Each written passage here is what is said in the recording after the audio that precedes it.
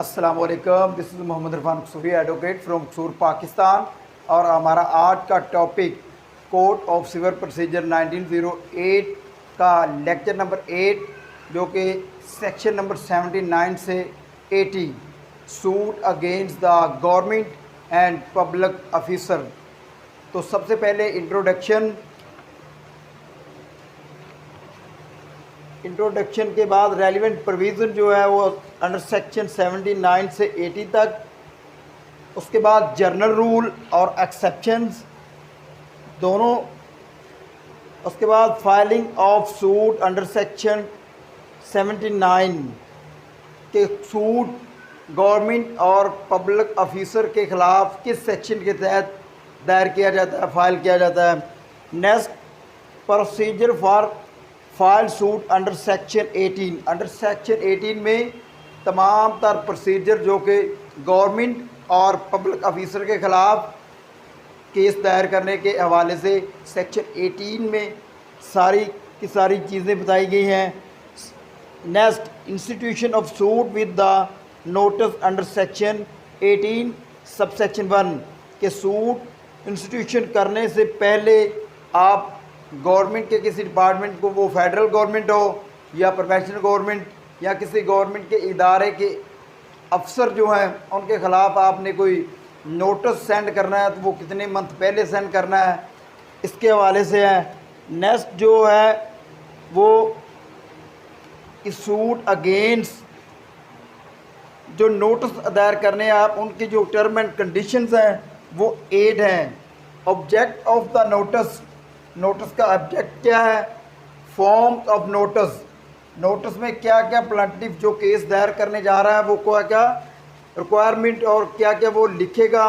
उसके बाद notice in suit against the government, government के मतलब आप नोटिस कब सेंड कर सकते हैं और इसकी क्या लिमिट है। Notice in suit against the public officer, और पब्लिक ऑफिसर जो गवर्नमेंट के इदारों में इमजाज जो ऑफिसर हैं, सरकारी मुलाजिम हैं, उनको कैसे नोटिस सेंड कर सकते हैं।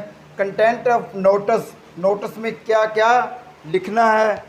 सर्विस ऑफ नोटिस, नोटिस को कैसे भेजना है। After the expression of 2 month, 2 month जब हो जाए नोटिस सेंड करने के तो उसके बाद आप केस दायर कर सकते हैं।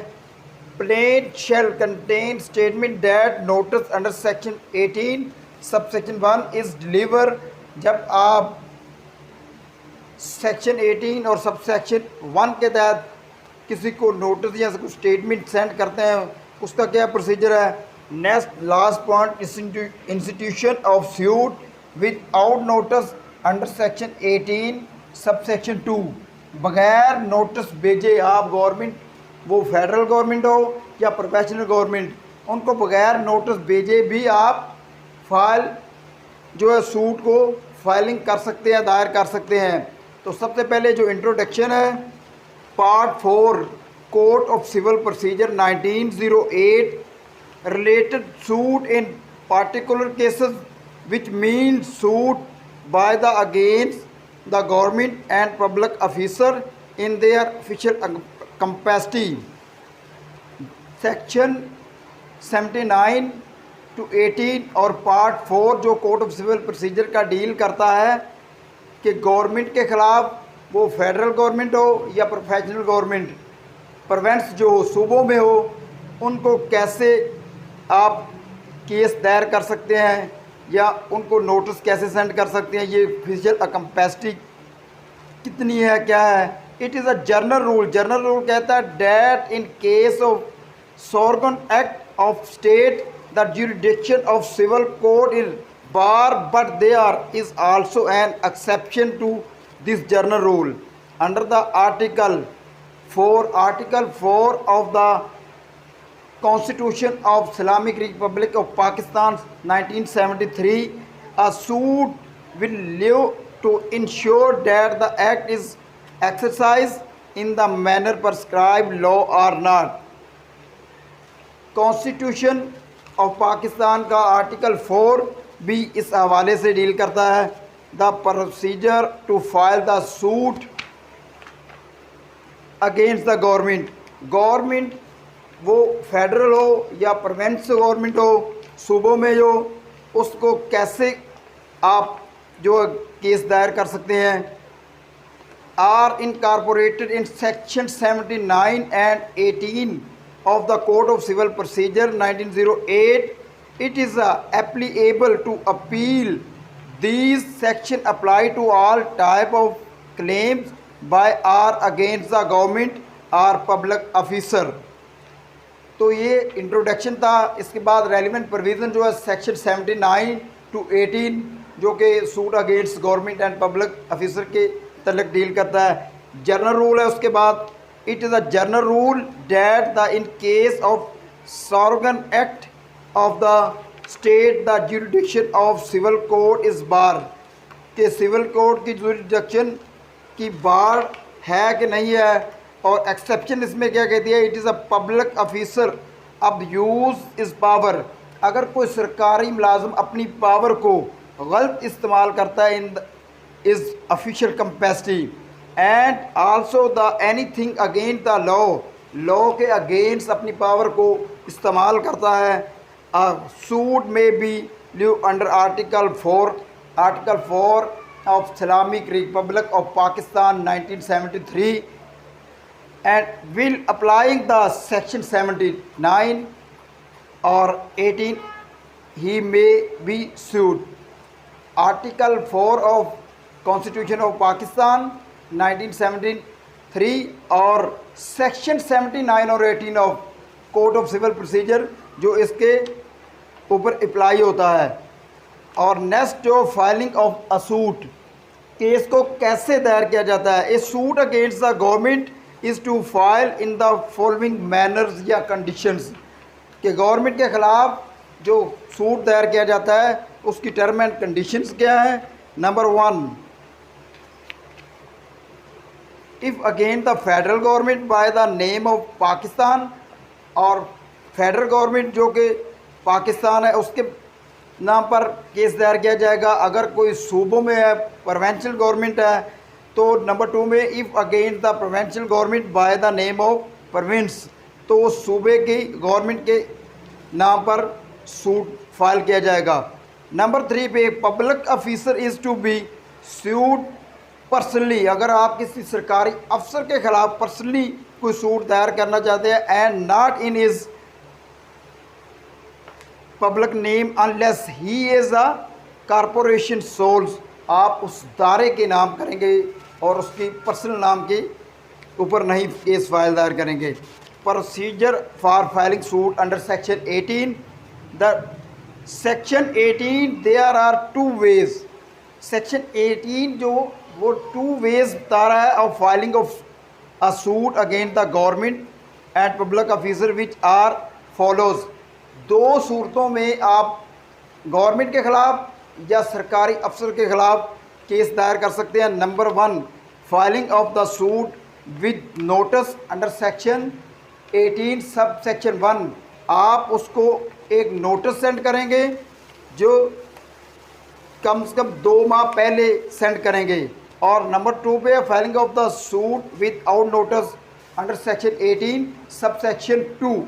अंडर सेक्शन 18 का सब सेक्शन 1 जो है वो नोटिस जो पहले दायर करना है, और जो विद आउट नोटिस है वो अंडर सेक्शन 18 सब सेक्शन 2 है। Institution of the suit with notice under section 18 sub section 1 जो है वो डील करता है कि किस तरह आप किसी गवर्नमेंट के ख़िलाफ़ या पब्लिक ऑफिसर के ख़िलाफ़ सूट दायर कर सकते हैं। If a public officer done any act in has official capacity by exercise the abusing his power, a suit may instituted against him after deliver a notice to him under section 18 subsection 1 and after the expiration जो उसकी expiry है 2 month from the date of delivering such notice, तो आप उसको 2 माह पहले notice send करेंगे। और नोटिस सेंड करने के बाद ऑब्जेक्ट ऑफ नोटिस क्या है, ऑब्जेक्ट ऑफ नोटिस जो है उस पर आपने क्या क्या लिखना है, कंटेंट क्या होगा। The object is to give the government and public officer sufficient notice of the case which is proposed to the board and against it or him, so that it or he may consider the position and decide whether the claim of the plaintiff should be accepted or defended. Form of notice क्या होगा? And notice to be deliver must be writing. जो notice आप government के खिलाफ भेजेंगे या public officer के खिलाफ, वो रिटन स्टेटमेंट हो, रिटन में लिखा हो, वो oral not acceptable in the eye of law. Notice is a suit against the government. Government के खिलाफ आप नोटिस को कैसे भेजेंगे? Notice is to be given to the government is respect of all type of actions against the government whatever the character of the suit में be. कि जो notice आप गवर्नमेंट को भेजेंगे उसमें लिखेंगे कि ये सारी टर्म एंड कंडीशन है, इसके ख़िलाफ़ हम केस दायर करना चाह रहे हैं। अ notice is against the public officer. कोई सरकारी अफसर के ख़िलाफ़ जब आप नोटिस सेंड करेंगे, a notice is to be given to the public officer only if the following condition are fulfil.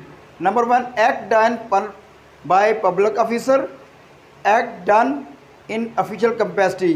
जो उसने एक्ट किया है वो मेंशन करेंगे, और जो उसकी ऑफिशियल कैपेसिटी है, क्या उसकी पावर है या नहीं है, वो भी उसके ऊपर मेंशन करेंगे। कंटेंट ऑफ नोटिस, नोटिस का जो कंटेंट है, ये notice must be bear the following content. Cause of action, कि किस काज के ख़िलाफ़ आप नोटिस सेंड कर रहे हैं, काज ऑफ एक्शन क्या राइजेज हुई है।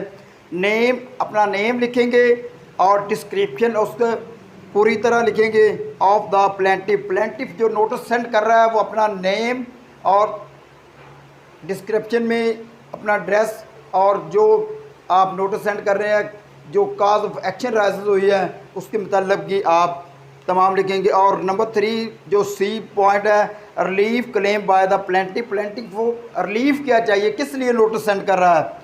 Service of notice, a notice shall be serve in the following manners and conditions in suit against government. Government को नोटिस सेंड करेंगे या पब्लिक ऑफिसर को भी नोटिस सेंड करेंगे, ये दोनों सर्विस ऑफ नोटिस हैं। After the expiration of 2 month, अगर 2 मंथ गुजर जाएँ, आपने नोटिस सेंड किया है, आपको किसी फेडरल या प्रोविंस गवर्नमेंट की तरफ से कोई रेलिवेंट आंसर नहीं मिला, तो आप 2 माह गुजरने के बाद दावा दायर कर सकते हैं, सूट इंस्टीट्यूटेड कर सकते हैं। After the issue of notice there must be compulsory 2 month right wait and suit में only by instituted after the expiration of 2 month. 2 महीने गुजरने के बाद आप गवर्नमेंट के ख़िलाफ़ या पब्लिक ऑफिसर के खिलाफ दावा दायर कर सकते हैं, सूट इंस्टीट्यूटेड कर सकते हैं। Plaint shall be contain statement that notice under section 18 subsection 1 is delivered. According to the section 18, the plaint shall contain statement that notice has been delivered as required by section 18 subsection 1, जो कि आप 2 माह पहले notice send करेंगे। और next point और last point है institution of suit against without notice. आप नोटिस किए बगैर भी दावा दायर कर सकते हैं।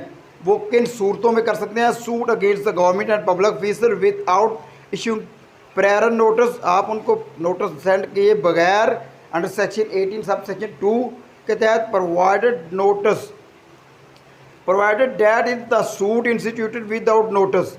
आप बगैर नोटिस किए भी सूट इंस्टीट्यूटेड कर सकते हैं। कोर्ट शैल अलाउ, अगर आपको कोर्ट इजाज़त देगा, not less than 3 month, 3 month गुजर जाने के बाद to submit its written statement, तो आप किसी गवर्नमेंट या प्रोविंशियल गवर्नमेंट या किसी पब्लिक ऑफिसर के खिलाफ रिटन स्टेटमेंट भी भेज सकते हैं।